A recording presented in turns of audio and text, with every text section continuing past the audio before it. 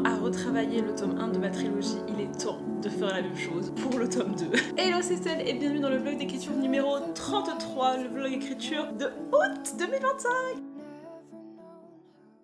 Ah là là, j'espère que vous n'en avez pas marre, parce qu'on ne fait que commencer. Vous avez pu suivre mes aventures depuis janvier pour la réécriture du Maître des Ombres, ma trilogie de urban fantasy paranormal fantastique inspirée de Miraculous. Fin juillet, j'ai enfin mis le point final sur la dernière grosse réécriture du tome 1, ce qui veut dire que officiellement, aujourd'hui, nous débutons la réécriture du tome 2.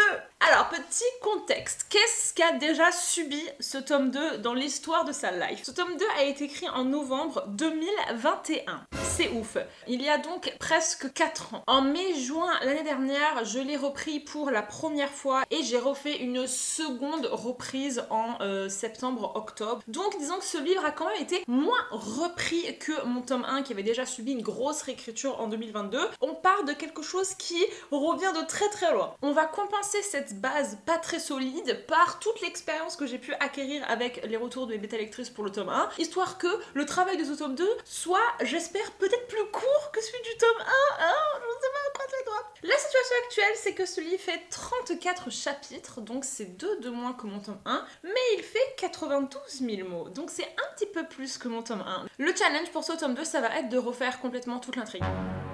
Non, en fait, le problème, c'est que j'avais enchaîné l'écriture du tome 1 et du tome 2 très rapidement. J'avais écrit le tome 1 en juillet, j'avais fait le tome 2 en novembre. Et j'ai pas non plus réfléchi entre le 1 et le 2, ce qui veut dire que je suis vraiment partie de mon idée de base, que j'ai fait tenir avec quelques scènes qui me semblaient cool, mais j'avais pas vraiment fait de travail de world building. Ce qui fait que toutes les erreurs que j'ai pu trouver dans le tome 1 se répercutent dans le tome 2 et voire s'empirent parce que là, on est dans le cœur de l'histoire, ce qui fait que les personnages, ils font plein de trucs. Ce qu'on a changé dans le tome 1, pas mal d'arc narratif de personnages, plus insister sur leurs intentions, sur leur motivation, sur leur progression beaucoup. Comment en fait, rien que dans le tome 1, ils commencent un petit peu à se dévoiler. Du coup, dans le tome 2, notamment pour Lucretia, il va falloir vraiment garder l'axe que j'ai essayé de suivre. Aubin va devenir un petit diable, Méline va être encore plus vénère et Charlie va petit à petit sortir la tête de l'eau. Le deuxième axe, ça va être beaucoup plus caractériser les lieux, les endroits, les gens, donc de la description. Et vous savez que je déteste la description. Le tome 1 a failli m'achever. Après là, comme ils sont déjà passés dans pas mal d'endroits, j'aurais peut-être moins d'endroits à décrire, mais histoire quand même de varier un petit peu le cadre, il faudrait que je les fasse aller dans de nouveaux endroits et du coup que je me retape de la description. Et le troisième axe, ça va être tout ce qui est show don't tell, donc vraiment travail ligne par ligne. Et bien sûr, ce serait pas drôle si jamais il fallait pas refaire toute mon intrigue. Comme j'ai dit pour le tome 1, le but n'est pas de refaire le livre, parce que sinon, à quoi bon, autant écrire un autre livre. Donc je vais garder mon squelette, je vais garder mon enchaînement de points de vue, peut-être que je vais en ajouter un ou deux, mais ça changera pas. Tout ce qui vont se dire dans la scène, l'endroit peut-être où la scène elle se tient, l'issue de la scène va sûrement changer, histoire que ça colle avec la nouvelle vision de ce que j'ai. C'est ça en fait qui est assez amusant, c'est que la dernière scène ne va pas changer, l'issue de ce livre ne bougera pas, mais il faut juste que mes personnages y arrivent en empruntant un chemin un petit peu peut-être plus compliqué, en faisant des décisions qui sont peut-être un petit peu plus stratégiques et tout ça. Je vais devoir un petit peu gratter mon cerveau de meuf intelligente que je suis peut-être pas tous les jours pour écrire quelque chose qui a du sens. Je vais découper mon moi en 2 parties, je pense. La première partie, ça va être le travail de outline sévère. Je vais faire un vrai plan. Je vais vraiment écrire toutes mes scènes, le but de la scène, comment est-ce que je vais reprendre cette scène, ce qu'il faut qu'ils se disent, histoire que je fasse pas 10 milliards d'allers-retours, parce que pour le tome 1, je pense que j'ai perdu énormément de temps, surtout au début l'année dernière, parce que j'ai fait au moins 3 passages juste en le relisant comme ça. J'avais pas vraiment d'objectifs précis dans mes relectures. Du coup là, je vais préparer en amont tout ce qu'il faut que je change et surtout je vais créer mon intrigue. Et comme ça, la deuxième partie du mois, je voudrais reprendre jusqu'au chapitre 10. Je vais en fait me recaler un petit peu sur ce que j'ai fait pour le tome 1, faire 10 chapitres par mois environ, ce qui nous arrivera au 34 en 3 mois, puisque l'objectif c'est de faire août, septembre, octobre sur ce livre et en novembre de le donner en bêta lecture. Et moi comme ça, je vais pas refaire autre chose. Donc voilà les amis pour ce programme chargé chargée de août. Je suis hyper contente parce que mine de rien, ça renouvelle quand même pas mal ma motivation de changer de tome. C'est des scènes que j'ai pas lues depuis l'année dernière, donc je vais aussi un petit peu redécouvrir ce que j'ai fait l'été dernier. Je pense que je vais énormément taffer, mais écoutez, c'est ce que je fais depuis un an, donc je suis prête, j'ai envie d'y aller. Et surtout, là, de savoir que j'ai déjà fait un tiers du travail, entre guillemets, ça me motive énormément parce que je pense que le plus dur est derrière moi. Maintenant que je suis dans le mouvement, maintenant que je sais surtout c'est quoi mes tics, c'est quoi mes erreurs, et ben je vais aller beaucoup plus rapidement. Et ce tome-là, c'est vrai qu'il occupe une place très particulière dans mon cœur. Je suis une personne, contrairement à 99% de la population, qui adore les tomes 2. Les tomes 2, souvent, c'est le moment où tu as les scènes les plus importantes et surtout tu as beaucoup de scènes de pivot, notamment dans les romances. Là où le tome 3, souvent, c'est la battle finale qui s'étale un petit peu sur un tome. Le tome 2, on prend le temps souvent de développer les relations, de développer les romances et on voit surtout les gens changer d'avis et commencer à douter et commencer à se dire oh, mais peut-être que je suis amoureuse de lui, mais je ne sais pas, machin. Il y a les premiers petits bisous, les premiers petits contacts, donc au bain, Lucretia. Mais en même temps, je vous dis ça, mais la romance dans le Maître des Ombres, c'est vraiment pas le truc principal parce que en soi, tout le monde finit par s'avouer ses sentiments dans le tome 3, mais dans le tome 2, il y a les 2 premiers bisous dans chacun de nos couples respectifs, mais à chaque fois, c'est des bisous entre guillemets volés, quoi. Il n'y a pas possibilité de discussion derrière. Je pense que tout ça part de Unravel Me et le tome 2 de Captive Prince, qui sont mes tomes à chaque fois préférés de la saga. Et puis voilà, les amis, que vous dire de plus, en fait, on y va. Mais avant de se lancer dans le tome 2, il faut quand même que j'aille faire un petit concert, parce que quand même, les gars, un concert par mois. Voici mes ongles, ma tenue. Où est-ce que vous pensez que je vais ce soir? Demain, je rentre dans le sud chez mes parents pendant une semaine, donc on aura un petit peu de temps au soleil, en vacances. Et ensuite, je rentre sur Paris, je travaille donc tout le reste du mois d'août, donc on sera ici et on va bien en profiter. Alright, maintenant les amis, c'est parti pour Blackpink in your area.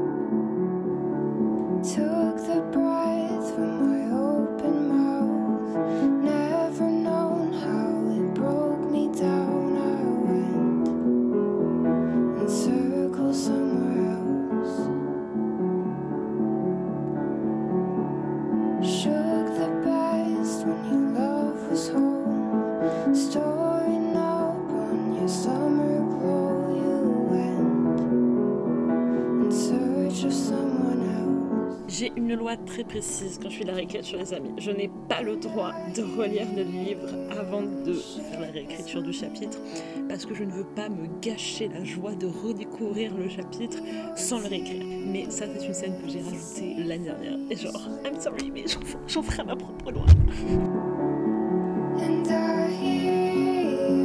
C'est ton livre? Oui.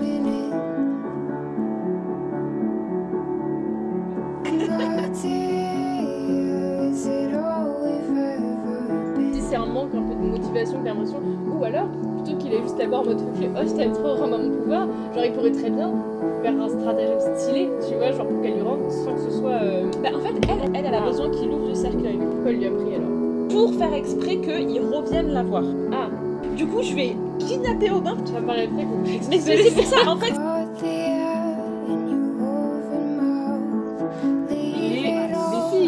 Il est structure de menhir, tailleur de menhir.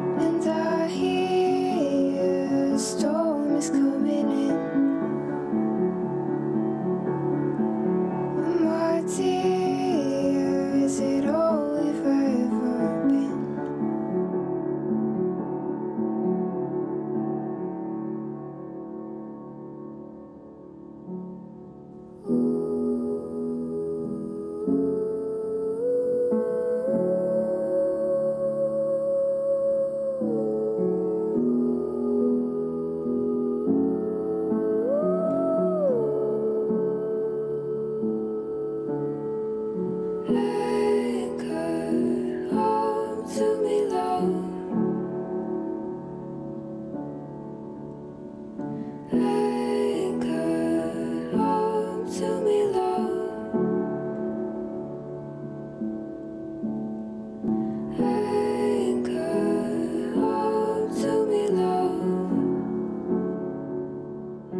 fait, tout va bien. Je vous avais dit que j'avais besoin de tout reprendre, de tout refaire. Je pensais que le plot que j'avais mis en place l'année dernière était trop tiré par les cheveux et que c'était trop de la manipulation en fait, que mon plot se basait trop sur je te fais croire un truc mais moi aussi je te fais croire un truc et du coup on est tous les deux en train de se faire croire un truc. Et j'en ai discuté avec ma petite sœur et en fait elle m'a dit mais genre je comprends tu vois, genre c'est pas non plus déconnant, il y a deux personnes qui veulent s'utiliser l'une l'autre mais qui ne peuvent pas se saquer donc elles sont obligées de se mytho un peu pour que chacune arrive à ses fins. Ça marchait pas si mal ce que j'avais prévu de base, c'est quand même un grand soulagement parce que je vais pas devoir refaire toutes mes scènes parce que vous savez j'ai commencé à faire du coup le listing de tous mes chapitres et à surligner en rouge tout ce qui n'allait pas et en fait il y avait la moitié du livre à refaire et franchement ça aurait été un peu insup, je vous avoue. Donc là j'ai élagué le truc et il faut juste que je rende ça simple, vous voyez, parce que je pense que dans la manière dont j'avais amené ce plot un petit peu de mind games l'année dernière, c'était un peu confus. Il faut juste que j'amène ça mais petit à petit et que ce soit digeste et ça je suis capable de le faire, voilà. Donc déjà c'est une bonne nouvelle. Et j'avais aussi une deuxième interrogation, c'était par rapport à Charlie et Méline. Charlie et Méline vont sûr et certainement se foutre de la gueule de Lucretia. C'est quand même un petit peu jouissif, hein, que ce soit elle depuis le début qui pense qu'elle les a arnaqués et qu'au final ce soit eux qui les arnaquent. Par contre, je ne savais pas, par rapport à Cyril, Alaric, qu'est-ce qui se passe? Dans la première version, ils arnaquent aussi Alaric parce qu'ils sont en mode, en fait Alaric c'est un gros bâtard. Et du coup ils se disent, on va jouer dans notre propre équipe, on fait confiance ni à Alaric ni à Lucretia. Ce qui faisait que du coup, il y avait à la fin la fameuse trahison de Ali qui lui travaillait toujours pour Alaric et qui avait balancé à Alaric. Sauf que cette trahison-là, elle est moins frappante que si on pensait qu'Alaric était sympa. Et c'est vrai que ça m'a apporté beaucoup de problèmes, le fait que Charlie et Méline ne fassent plus confiance à Alaric, notamment ils s'en vont du conseil et pendant 2 nuits d'affilée, Charlie dort chez Méline. Et ça, les gars, ça n'avait aucun sens parce que jamais, never, en fait, Alaric laisse Charlie aller dormir chez Méline. Enfin, je voulais utiliser l'argument que oui, mais Alaric, ça l'arrange qu'il travaille avec Lucretia, il n'a pas besoin d'aller les chercher, il sait très bien où ils sont, mais ceci peut t'amener que jusqu'à un certain moment et surtout la limite est fine entre dire que mes personnages sont très intelligents et ne pas du tout contrôler ton intrigue. Et je pense que ça faisait un peu trop, bon je veux juste que Charlie dorme chez Méline, du coup je m'arrange comme je peux. Et je ne veux pas tomber dans ce genre de facilité parce que je pense qu'il y a quand même quelques facilités dans mon intrigue de manière générale, chose qui est ok parce que je ne peux pas non plus réfléchir à tout. Mais du coup je ne vais pas du tout faire que Charlie va dormir chez Méline. Par contre Méline, rien ne l'empêche de dormir au conseil. Non, en fait ce qui va se passer c'est que Charlie et Méline vont continuer à faire confiance à Alaric. Parce que sinon ça ferait trop retournement de situation. Dans le tome 1, Alaric c'est le dieu de tout le monde, Méline elle est à ses pieds quoi, elle vénère sa parole. Si il a suffi d'un petit truc pour que dans le tome 2 tout le monde se retourne contre lui, ça marche pas. Du coup, je vais faire en sorte qu'en fait Charlie et Méline vont voir Alaric en lui disant Alaric on a une idée de génie, on va utiliser Lucretia pour la mindfucker. Est-ce que tu es partant? Et lui il va être en mode mais c'est une fucking blague, genre Dieu est avec moi en fait, genre c'est exactement ce que je voulais faire mais je pensais pas que vous le feriez de vous-même. Alaric va être dans la confidence, chose que de base il n'était pas, mais ça faisait aucun sens. Du coup, tout le passage où Charlie et Méline quittent le conseil n'existe plus. Charlie et Méline vont se retourner vers Alaric pour lui dire bon, est-ce qu'on n'entrerait pas dans un jeu d'agent double où on va voir Lucretia en lui faisant croire qu'on est dans son équipe alors qu'en fait on est avec toi, Alaric, notre petit Alaric. Donc ça c'est ce qui va se passer. Mais du coup, toute mon histoire de Ali les trahit, et ben ça tombe à plat. Mais j'aime bien l'idée que Ali les trahit. Du coup, ce que à la limite je peux faire, c'est que Ali en fait sait que Alaric ne compte pas tuer le maître des ombres. Et ça, Charlie et Méline ne le savent pas. Et ce que j'aimerais faire du coup pour que la trahison soit toujours assez relevant, de base on ne voit pas quand le maître des ombres sort du cercueil. On ne le voit jamais parce que le dernier chapitre c'est du point de vue de Lucretia. Charlie et Méline se sont déjà évanouis et en fait on voit le maître des ombres arriver dans le conseil. Du coup ce que j'aimerais faire c'est que la fin du point de vue de Charlie c'est que justement hop, Lucretia elle est enfermée dans la prison et ils sont en mode trop cool, on va pouvoir ouvrir le cercueil. Alaric il est en mode ouais trop cool et en fait à la seconde le cercueil est ouvert, Ali en fait genre il empoigne Méline en mode tu ne bouges pas et il y a quelqu'un qui empoigne Charlie aussi et là en fait ils se rendent compte que Alaric n'est pas en train de tuer le maître des ombres et eux sont en mode mais tue-le et Alaric est en mode eh bien non en fait je vais pas le tuer et du coup en fait Méline est en mode mais non mais Ali fait un truc et Ali il est en mode donc à la limite je peux faire ça mais après ça me paraît pas suffisant. J'ai quand même envie qu'on déteste un petit peu Ali parce que dans le tome 3 je veux une scène à la Game of Thrones Last Chance. Je m'explique, vous savez il y a une bataille dans je ne sais sais quelle saison où ils sont tous en train de crever. C'est perdu, c'est la mort absolue. Et là d'un coup on se retourne et on voit genre une énorme armée arriver à la rescousse et on se dit oh, mais on n'avait tellement pas pensé à lui et au final tout le monde gagne. Et ben là c'est ce qui va se passer. En gros à un moment donné le maître des ombres il va être en mode haha je vous ai tous niqués, vous êtes tous en train de mourir. Et puis là qui sort de nulle part Ali qui sauve tout le monde. J'aime bien cette idée là. Ali aura quand même son petit arc même si c'est pas l'énorme trahison que j'avais prévu. Donc écoutez je me sens assez ok. Je suis assez en paix avec cette nouvelle DA. Je vais surtout devoir changer ce qui se dit, les issues et tout le passage où Charlie et Méline sortent du conseil, ça n'existera pas. Donc je vais avoir genre 2-3 chapitres de premier jet ou alors je peux, rien ne m'empêche de faire une scène où Charlie va dormir chez Méline. Hein. Qu'est-ce qui m'empêche de faire ça? Faudrait que je trouve, parce que ma scène elle était mignonne quand même. C'était la première fois où Méline ressent de l'attirance pour lui et du coup j'aime bien parce qu'elle est hyper gênée et elle ne comprend pas ce qui lui arrive. Et Aubin, Aubin là, je viens d'écrire son premier chapitre où il devient dark. Aubin, je suis dark. Son personnage est quand même hyper influençable et je pense que les gens ne le voient pas comme ça au premier coup. Ils se disent ouais Aubin c'est grave un mec un peu réfléchi et tout. Et en fait certes mais il est surtout hyper influençable. Il vénère le sol sur lequel Lucretia marche et du coup il est prêt à tout et genre il se convainc de tout. Genre elle pourrait faire tout et n'importe quoi. Ils seront en mode non mais c'est exactement ça qu'il faut faire. On peut pas lui en vouloir machin. Il est complètement mindfuck et c'est aussi pour ça que j'aime bien avoir les points de vue de Charlie et Méline parce qu'en fait Méline elle est en mode mais il est manipulé. Ce n'est pas possible. Et du coup toi t'es un peu en mode mais Méline t'es un peu un sub genre arrête juste accepte-le. Mais en fait c'est vrai et c'est pour ça que Méline je vous avais dit ça l'année dernière que c'est pas qu'elle est insupportable c'est que la meuf est hyper lucide et comprend tout en tant qu'écrivain. Ben ça t'arrange pas quoi parce que tu veux que ton personnage il soit un petit peu dupé. Méline est la seule qui dit toujours les choses vraies et là elle est en mode mais Aubin est manipulé et Charlie est un peu en mode bah je suis un peu désolée mais je pense que si. Elle est en mode mais non et en fait elle a un peu raison et en même temps c'est vrai que Lucretia elle a sa qualité aussi tu vois. Écoutez je suis assez contente, j'avance bien et surtout en fait je vous jure j'ai l'impression qu'il y a un poids qui se soulève dans ma poitrine maintenant que je sais que je peux garder mon plot quoi, mon squelette. Et puis voilà je crois que c'est un petit peu tout ce que je voulais vous raconter, c'est déjà pas mal. Donc là je suis au chapitre 2, en vrai je fais un chapitre, une demi-chapitre par jour là. Je vous avoue que là en voyant le chapitre 3 j'avais un petit peu la flemme. En fait Charlie me fout un peu la flemme parce que autant dans le tome 1 il était quand même un petit peu drôle et tout même s'il était en dep, là il va extrêmement mal mais il va s'en sortir tu vois, il va un petit peu remonter la pente mais c'est vrai que le début comme il est mais en PLS c'est un petit peu chiant. Je suis vraiment pas très sympa comme maman mais bon voilà. Et voilà les amis donc je vais retourner lire puisque nous sommes en plein challenge aussi de lecture avec mes copines Mambacat et Matt, le seul homme de ce challenge qui nous rapporte un maximum de points. Je lis beaucoup parce que hors de question qu'un challenge qui soit inspiré de Molanta je ne gagne pas. Genre c'est pas possible, it's not fucking possible. Mon ego en fait, genre s'il vous plaît j'ai une image à maintenir.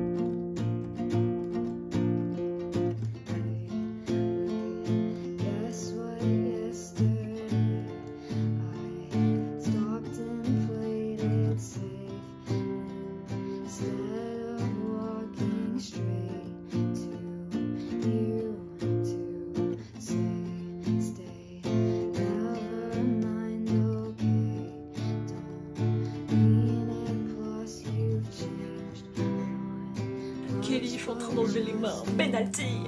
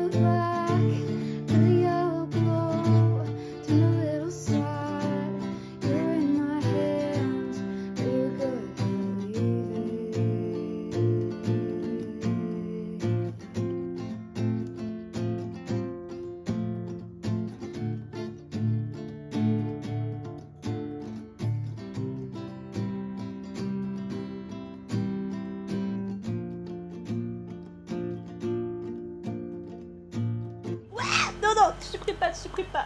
Mais très chers amis, je vais vous faire un petit update accompagné de mon chat. Je suis arrivée du coup au chapitre 6 et nous sommes le 16 août, donc ça fait plus ou moins 2 semaines que ce vlog a débuté. Et je dois vous avouer que je passe un peu par plein d'émotions en fait là avec ce deuxième tome. J'ai repris en fait mon petit planning là. Le chapitre 6 ça s'arrête juste avant en fait les moments où ça commence à être la grosse douille. La première impression que j'ai là en relisant ce livre c'est oh putain c'est reparti pour un tour. Et je vous avoue que c'est vrai que c'est un petit peu...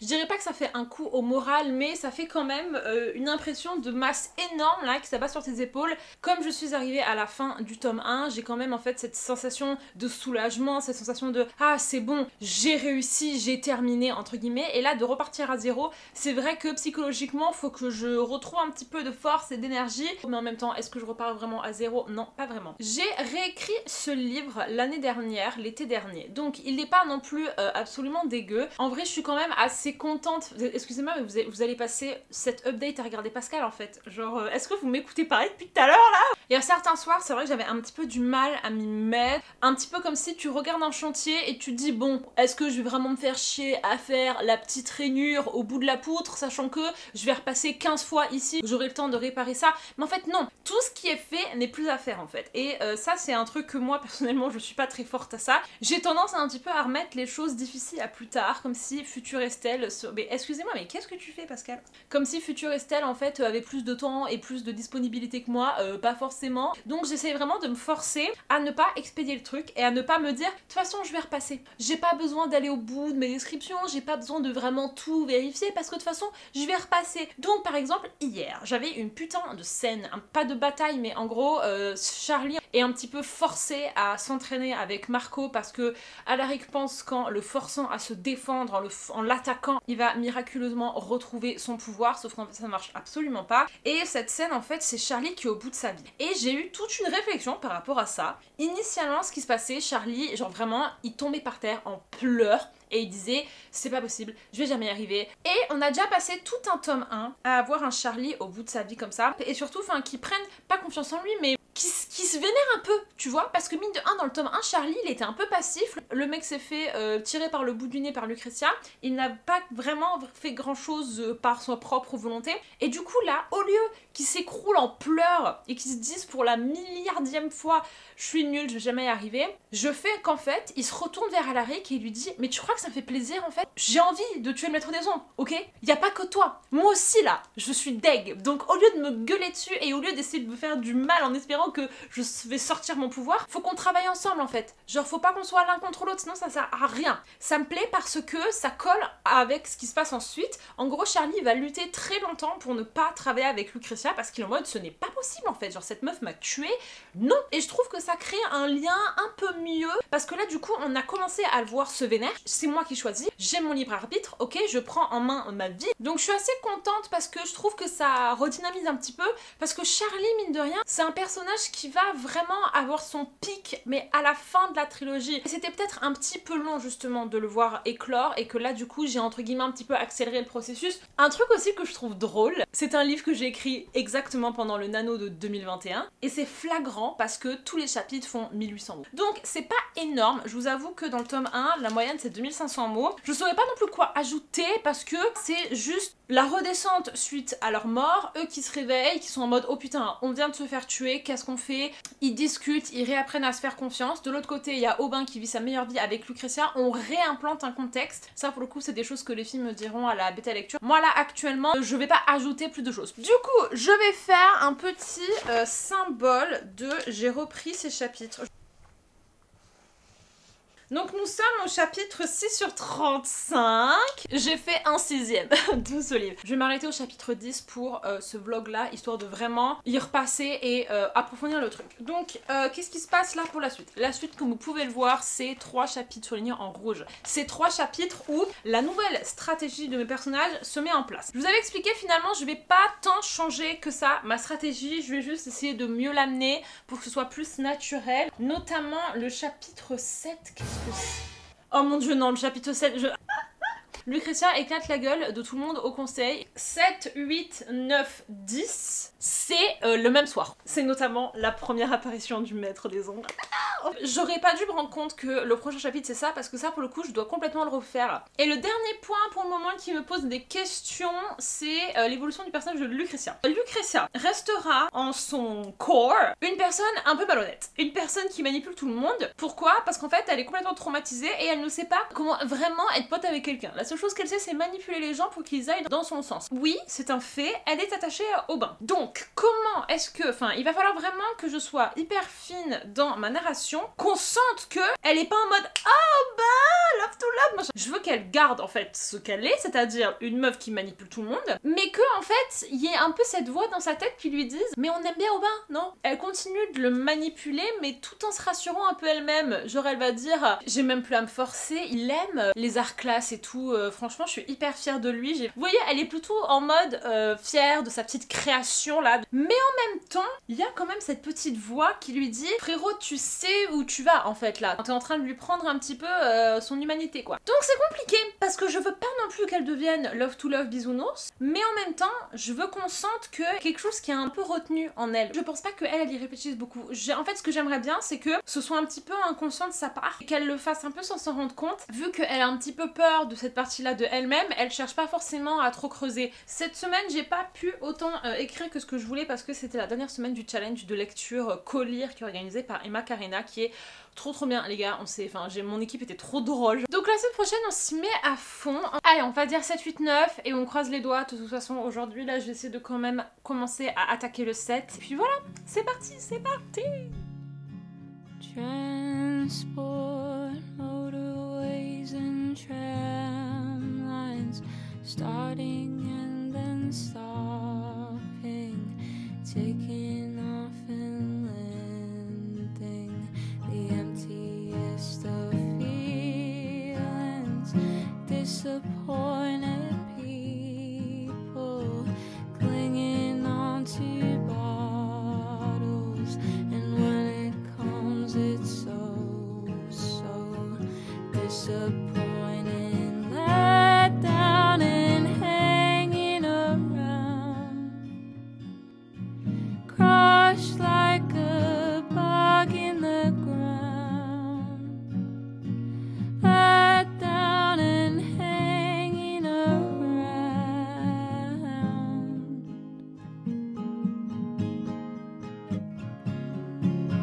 dans ta chambre. On arrive dans ta chambre.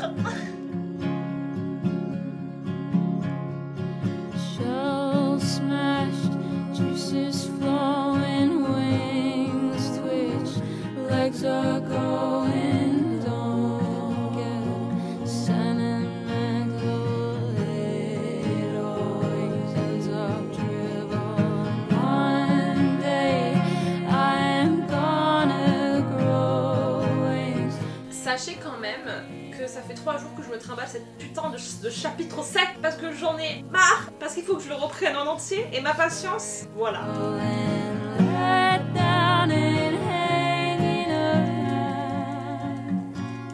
Ça fait 4 jours que je suis sur le chapitre 7, que je fais 300 mots et qu'après je me tire. Donc ce soir, on termine le chapitre 7. Vous m'entendez?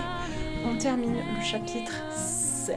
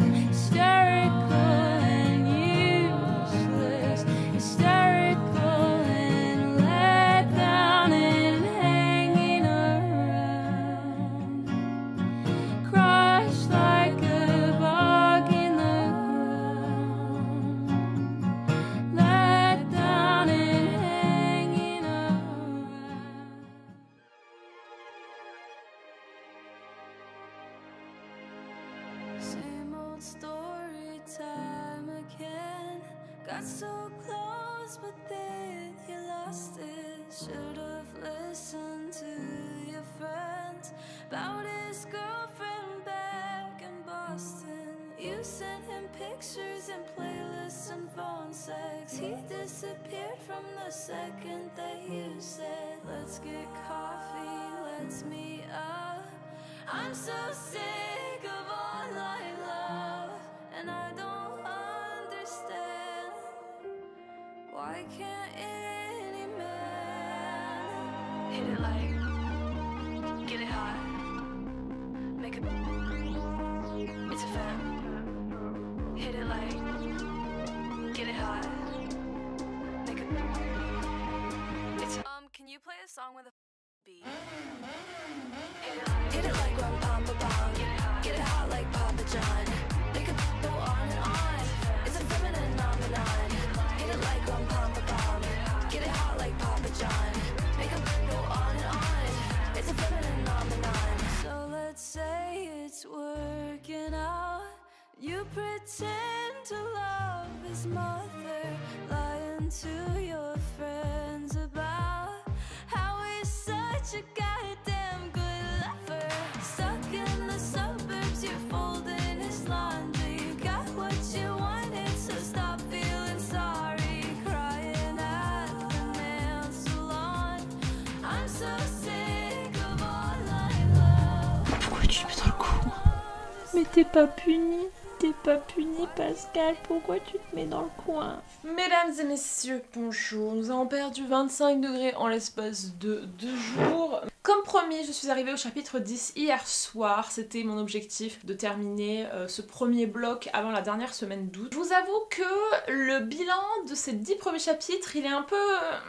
En fait, c'est pas du tout homogène. On a 2-3 chapitres de Méline Charlie qui font 1500 mots chacun. Puis on a un énorme chapitre d'Aubin, encore encore Méline Charlie 1500 mots et un énorme chapitre de Lucretia. Donc ça ne va pas. Sauf que je ne sais absolument pas comment améliorer la situation. Le chapitre 10, à la limite, je peux couper tout le passage que j'ai rajouté l'année dernière. En fait, l'année dernière, j'ai eu d'un coup comme ça une illumination. Je me suis dit, ah mais ce serait pas super chouette si Lucretia va voir Marco. Marco, je crois que je vous en ai jamais parlé, c'est l'entraîneur, enfin l'instructeur, le prof de combat du conseil. Donc Marco, le truc c'est que c'est un ancien, c'est un immortel et il était là à l'époque de Lucretia. Et en fait, quand j'ai écrit le préquel, je me suis rendu compte que Marco c'était quelqu'un de très important pour Lucretia. Et là, chapitre 10, c'est la fin de l'invasion du conseil que j'ai complètement modifié d'ailleurs pour la rendre beaucoup moins abusée. Et en fait, comme Lucretia va au conseil et elle marche dans le conseil, ça lui donne un petit peu cette envie d'en faire le tour et d'aller retrouver certaines personnes.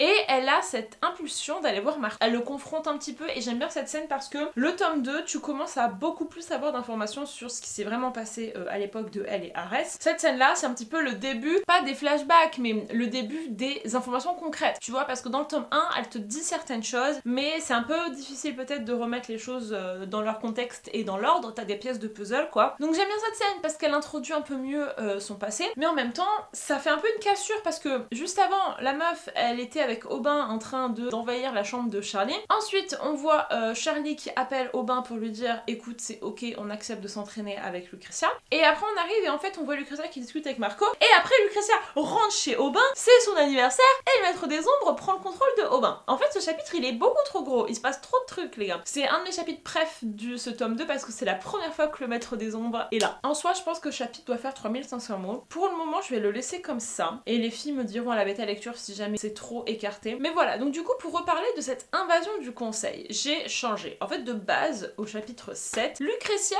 et Aubin entrent dans le conseil. Et Lucretia, défonce tout le monde et en mode vous avez vu, j'ai du pouvoir, hahaha, laissez-moi entraîner Charlie. Et en fait, je trouve que c'est un peu trop abusé. Si jamais la meuf, elle est capable de storm le conseil, de tuer tout le monde sans aucun problème, pourquoi elle ne l'a pas fait toutes les fois d'avant? En fait, ça mettait vraiment le conseil dans une position d'infériorité. Et si je veux garder un minimum de suspense de qui va gagner, qui va pas gagner, et il faut quand même que le conseil pèse un peu dans le game. Tu bois mon thé là. En fait, le but de cette scène, c'est qu'elle dise à Charlie, viens t'entraider avec moi, je peux te rendre ton pouvoir. Donc pour ça, elle a pas besoin d'envahir tout le conseil en fait, elle a juste besoin de voir Charlie. Du coup, ce que j'ai dit, c'est que ces dernières semaines, elle a passé le plus clair de son temps à creuser d'autres tunnels pour arriver pile poil sous la chambre de Charlie. Ce qu'elle espérait, c'est que, évidemment, comme il y a Aubin, Charlie n'allait pas prévenir Alaric. Parce que, Aubin, c'est un petit peu l'argument de le conseil ne peut pas mettre la main sur Aubin parce que sinon ils vont lui faire du mal. Et Méline est amoureuse d'Aubin, donc on ne peut pas faire ça. Du coup, Charlie, quelque part, il protège aussi un petit peu Aubin. Le truc, c'est que Charlie, là, étant donné que je l'ai fait changer d'attitude, qu'il est beaucoup plus allez tous vous faire foutre, il a dit ah, je m'en alors là non, qu'il appelle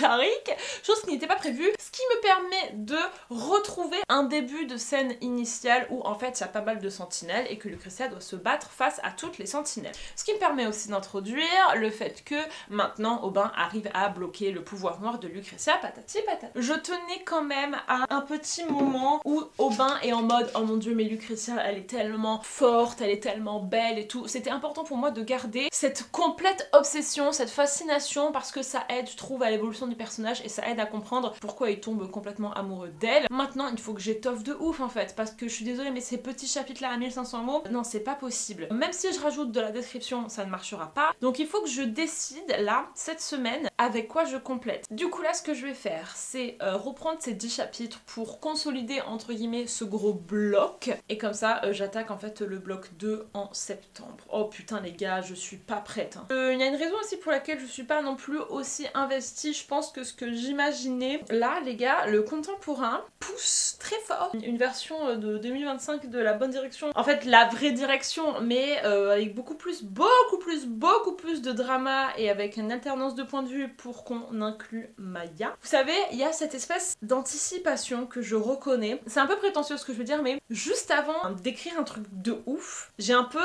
cette sensation de flottement où c'était un peu le calme avant la tempête et c'est comme si mon corps savait déjà qu'un truc allait arriver. Enfin bref pour le moment on n'y est pas encore, on est au paranormal et donc aujourd'hui je vais j'espère reprendre, allez on va se dire qu'aujourd'hui je suis chapitre 1 et 2 et j'essaye voilà de les boucler, de les bétonner et de les étoffer. Puis voilà, on va y arriver les gars, on va y arriver.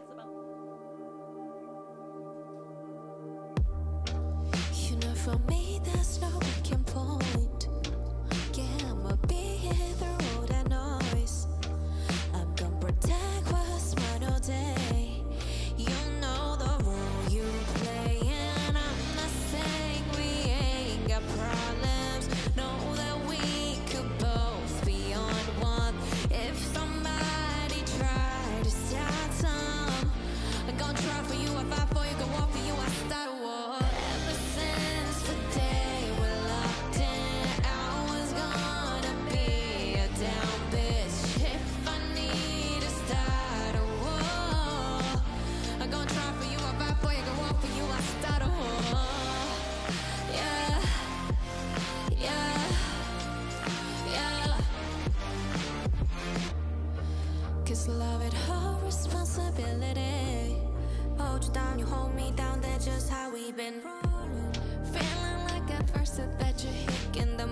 Il est 15h37, je suis un légume dans mon canapé en train d'écrire, enfin de la méta-lecture depuis 4 heures maintenant. Faire un petit rangement d'appartement tout en écoutant Ruby de Jenny. En fait, je suis amoureuse de cette meuf et on va continuer en fait.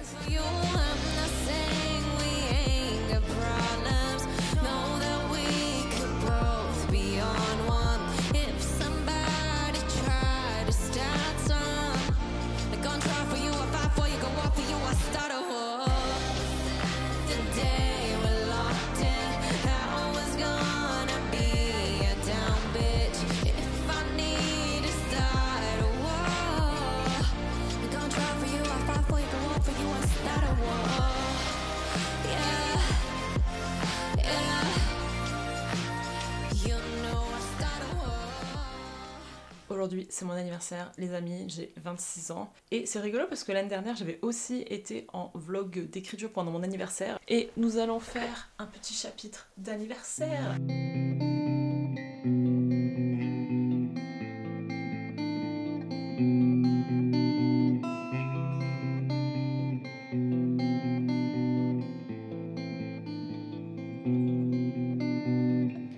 Coming out of my cage and I've been doing just fine. What's gotta be done because I want it all. It started out with a kiss, how did it end up like this? It was only a kiss, it was only a kiss.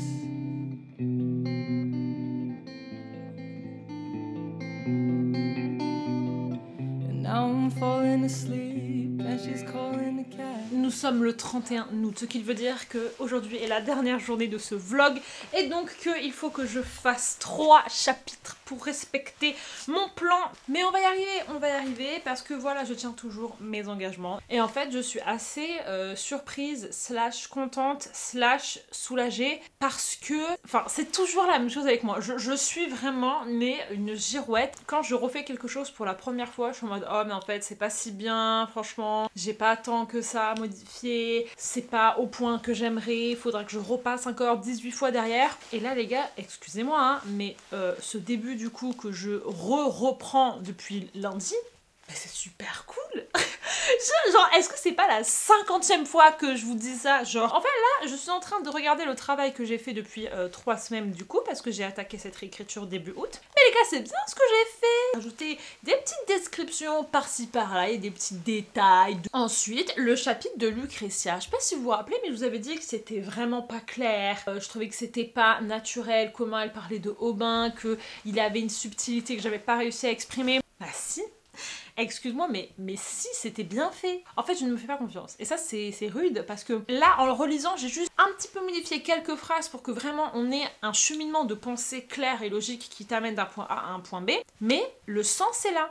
La morale de l'histoire, c'est que quand vous êtes plongé dans votre écriture, vous vous rendez pas compte de ce que vous faites. Vous rajoutez des phrases, vous modifiez, mais comme vous n'avez pas l'image globale en tête, et comme surtout vous n'avez pas le chapitre d'avant et le chapitre d'après, vous ne voyez que votre phrase et in the grand scheme of things, cette phrase-là, vous n'avez pas forcément l'impression qu'elle change beaucoup. Mais quand vous allez tout relire, en fait, vous allez vous rendre compte que toutes ces petits détails que vous avez modifiés, mis bout à bout, ça crée quelque chose de splendide. Donc, pat in the back, Estelle. Cette version-là du début du tome 2, je suis ok de l'envoyer en bêta lecture. Et ça, je suis assez contente parce que j'étais pas du tout aussi confiante avec mon tome 1 parce que ça faisait longtemps que je n'avais pas fait de BL. La dernière fois, c'était avec le contemporain. Et surtout, en fait, j'avais une profonde, pas haine, mais une profonde dissatisfaction de mon livre qui fait que je ne m'attendais qu'à des critiques. Et j'ai pas eu que des critiques, donc mine de rien, il faut que je garde en tête que c'est pas de la merde, tu vois. Il y avait certes beaucoup de choses à reprendre, mais c'est pas de la merde. Et là, je suis assez confiante. Je sais que c'est pas de la merde. Et ça, déjà, c'est un gros step-up, je trouve, par rapport au tome 1. Après, c'est pas abouti, il manque des détails, il manque peut-être plein de choses, mais déjà là, cette base, je suis assez contente parce que dans l'idée, c'était ce que je voulais faire. Et ça, c'est super important, d'arriver en fait à toucher du doigt ce que vous vouliez faire. En fait, je vais vous dire un truc, les gars, qui est assez fou.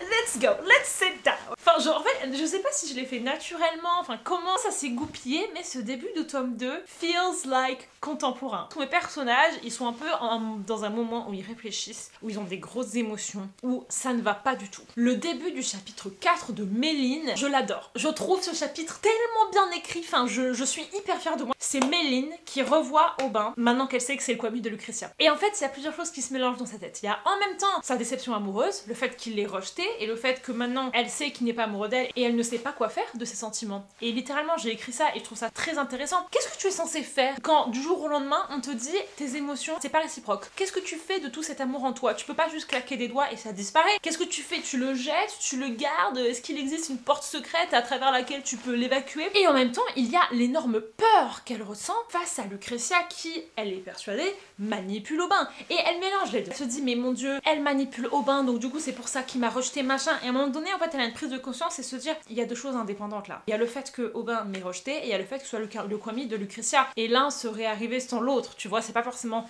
lié. Enfin, j'adore sa voix interne. Au plus ça va et au plus Méline gratte beaucoup dans mon cœur parce que il y a tellement de choses à dire sur elle. Elle tient quand même vachement ce livre, hein. Mine de rien, je trouve que c'est quand même assez les femmes qui soutiennent mon histoire. On n'a pas encore abordé parce que je crois que je suis jamais vraiment arrivée à un vlog de tome 2 où à chaque fois c'était le début du tome 2 ou quoi, donc on en a jamais vraiment discuté, vous et moi, un gros point de ce tome 2 par rapport à Méline. En fait, Méline, c'est une meuf qui fonce droit dans le mur.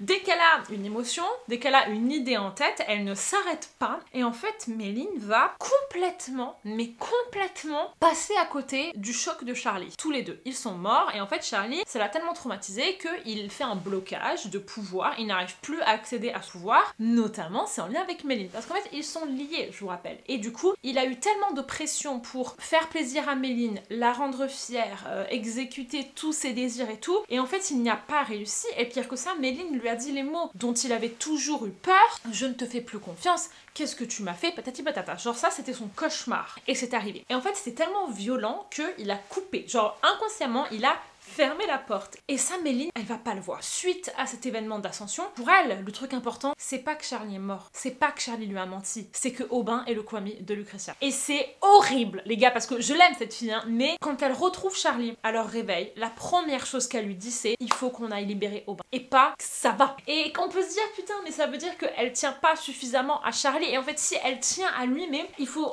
comprendre que cette meuf, son monde tournait autour d'Aubin. Et du coup, elle ne va pas vraiment se décrocher d'un coup. Et ça, c'est un truc qui va durer dans tout le tome 2. Durant 80% du tome 2, Méline ne va avoir que le nom Aubin à la bouche. Et ça va être très chiant parce qu'en fait, la romance est bloquée. Parce que Charlie, il est là et il voudrait qu'elle le voie. Et souvent, j'aime pas quand je lis des romances, quand la meuf, elle est toujours accrochée à un autre mec et du coup, c'est chiant parce que ça n'avance pas. C'est obligatoire. Tu ne peux pas passer en 2 jours à autre chose quand t'as passé 10 ans à aimer quelqu'un. Enfin, dans sa tête, c'est toujours un réflexe. Et là, en fait, elle est obnubilée avec le fait de libérer Aubin. Et du coup, elle ne répare pas son lien avec Charlie. Et Charlie ne répare pas non plus son lien avec elle. C'est fou, hein? Mais la personne qui me ressemble le plus dans ce livre, c'est Charlie. Et Charlie a vécu exactement la même chose qu'Adèle dans 5e mur. Il a menti à tout le monde. Et il a gardé toute la pression que pour lui. Et il a mis un masque pour être en mode non mais ça va aller. Sauf que dans sa tête, son monde s'arrêtait à l'ascension. Donc il savait que ça allait être un fiasco, mais il n'y avait aucune issue. La seule issue, c'était de faire ce truc qu'il savait allait très très mal finir. Donc franchement, Charlie, personnage sous-coté pour le moment de ma trilogie. Je trouve que c'est délicieux à quel point c'est horrible que Méline ne voit pas le problème avec Charlie parce qu'elle est obnubilée par Aubin. Et du coup, j'adore écrire ces chapitres parce que c'est vraiment psychologiquement hyper intéressant d'en fait faire des raccourcis hyper rapides. Tout ça pour dire que le début du chapitre 4 est sensationnel et que le chapitre qui en suit, de Charlie qui est au bout de sa vie, j'ai aussi adoré l'écrire. Et du coup, ça me... Voilà, tout ceci est un très gros monologue, mais je trouvais que c'était important de vous faire un clip où je suis contente parce que dans le vlog de juillet, j'ai un gros clip où je suis pas contente. Je veux vous montrer que les choses évoluent, qu'on peut passer du tout ou rien, et que surtout en fait tout est une question de point de vue. C'est très dur en fait de rester objectif par rapport à son histoire parce que vous êtes le nez dedans, vous le changez en permanence, donc en fait je pense que vous ne savez pas vraiment quelle est la version finale. Je vais m'installer, il est 13h39, je vais essayer de me faire 2 chapitres là en début d'après, mais ce soir je me ferai 2 autres chapitres. Donc voilà, c'est une bonne journée pour terminer ce vlog et c'est une bonne journée pour écrire, donc je vais m'installer dans mon lit et on y va. And taking the drag and now they're going to bid and my stomach is sick. It's all in my head, but she's touching his chest now. She takes off her dress now. Let me go.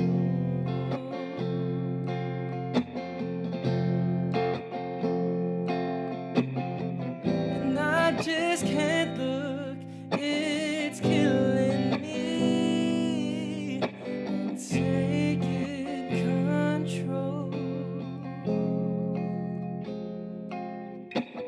Jealousy turning saints Je into refusais. the seas, swimming through sick lullabies, choking on your alibis.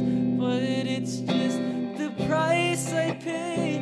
Destiny is calling me. Open up my eager eyes, 'cause I'm Mr. Brightside.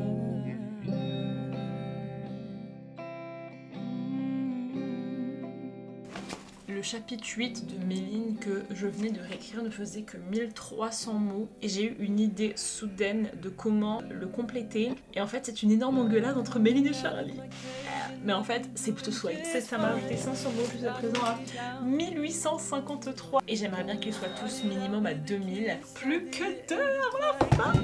Jealousy turning saints into the seas, swimming through sick lullabies, choking on your alibis. But it's just the price I pay.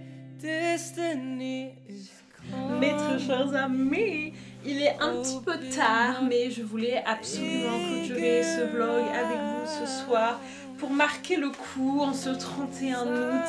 Et bah écoutez, it's done, I did it. Les 10 chapitres ont été réécrits puis relus une fois pour un petit peu peaufiner tout ça. En fait là j'ai un sentiment hyper...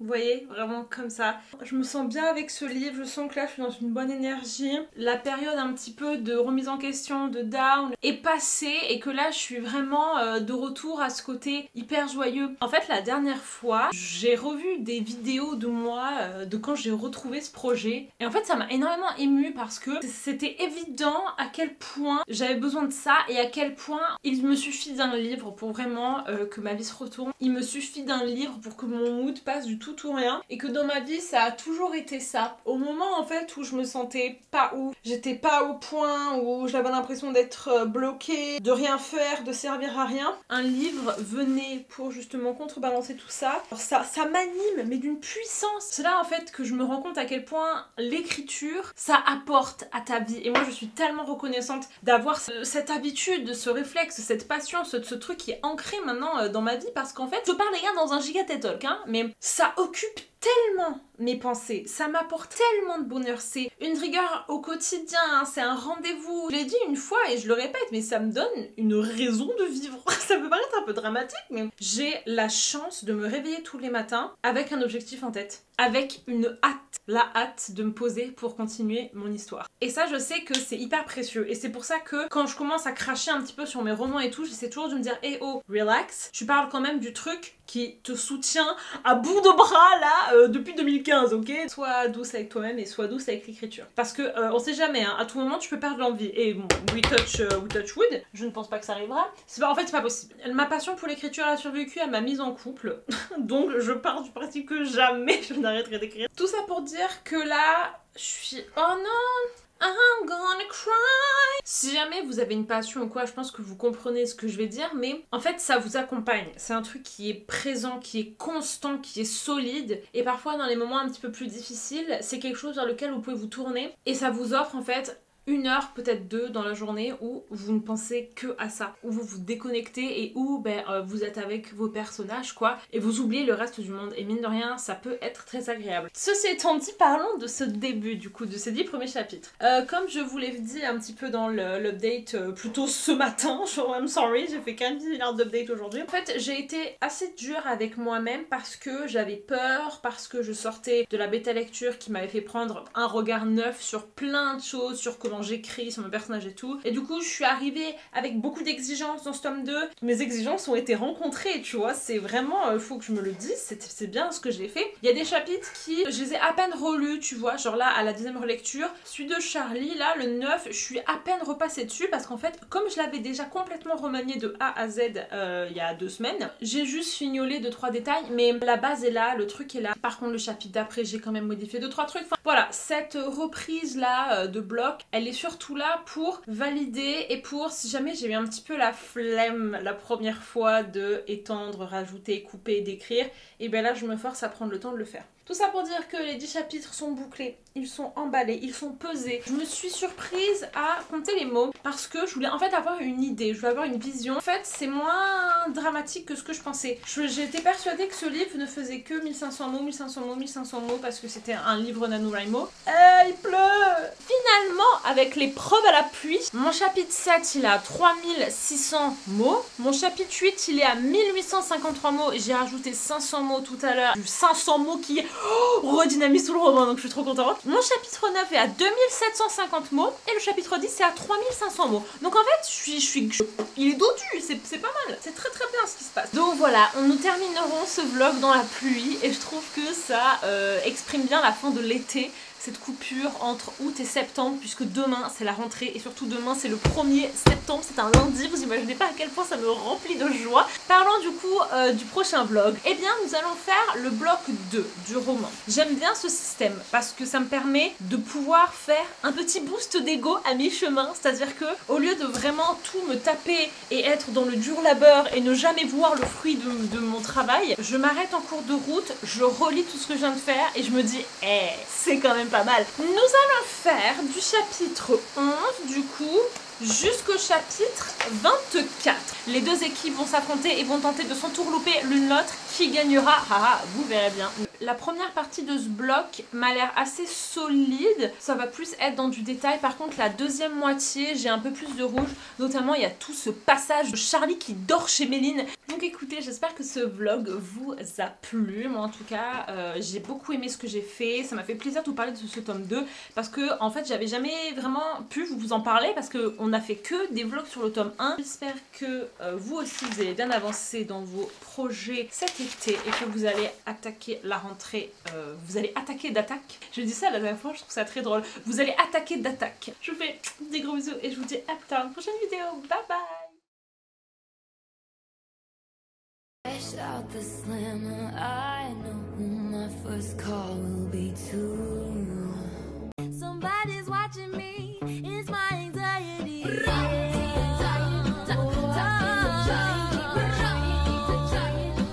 Are you kidding?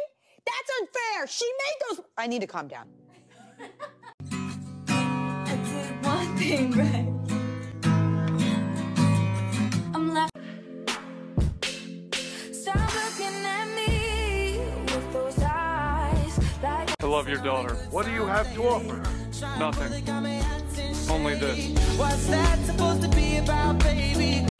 in my sushi trainers on loop. When you this slick, what you gon' do? When I don't care, I can play 'em like a Ken doll. I just wanna be part of your symphony. I was believe that would be, but it's golden. Hamilton wrote the other 51. How do you write like you're running out of time? Write day and night like you're running out of time. Every day you fight like you're running out of time. Like you're running out of time. Are you running out of time? How do you write like tomorrow won't arrive?